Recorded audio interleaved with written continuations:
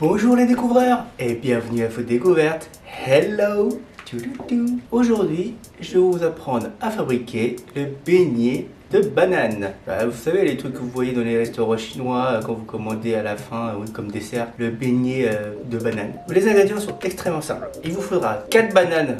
Bon, je n'ai que 3 parce que j'en ai mangé entre temps et j'avais pas espéré qu'il m'en restait, que j'avais vraiment que 3 bananes qui me resteraient. L'ingrédient c'est pour 4 bananes. Donc voilà.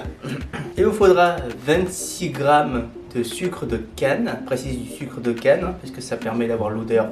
Il vous faudra 150 ml d'eau, ça fait à peu près un verre d'eau. Il vous faudra 65 grammes de féculents de riz. Il vous faudra aussi 65 grammes de farine de blé. Passons à la préparation. Je précise c'est pour 4 bananes, mais que je n'ai que 3 actuellement parce que j'en ai mangé un parce que j'avais faim hier soir. Voilà.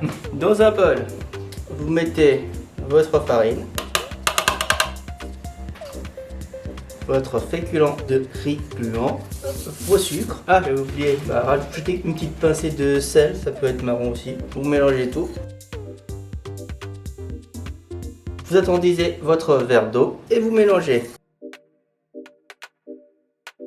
Si vous voulez vraiment manger un peu plus olfactif, vous pouvez rajouter quelques gouttes de vanille. Voilà, quand vous avez votre mixture qui est quand même ceci, c'est que c'est prêt. Passons à la préparation de la banane. Alors, vous prenez votre banane, vous les épluchez. Donc moi j'ai bien enlevé l'extrémité ici. Donc vous la coupez en 2, vous la coupez en 3.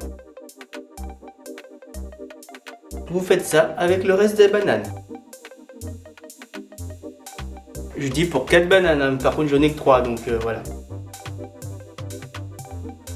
Et voilà, passons à la cuisson. Voilà, dans une poêle, vous mettez de l'huile et vous allumez le feu jusqu'à ce qu'il éteigne les 170 degrés. Voilà, on va attendre dans quelques instants le degré parfait. Ce que vous allez faire, c'est que vous allez prendre votre bout de banane, la plonger, la tremper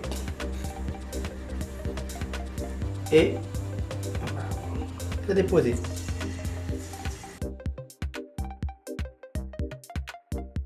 Et voilà les découvreurs, le plat est prêt, ça donne ceci.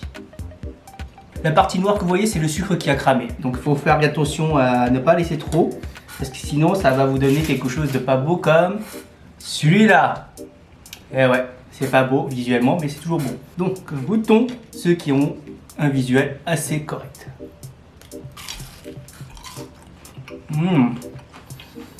Très bon, l'intérieur est bien cuit. Comme il faut.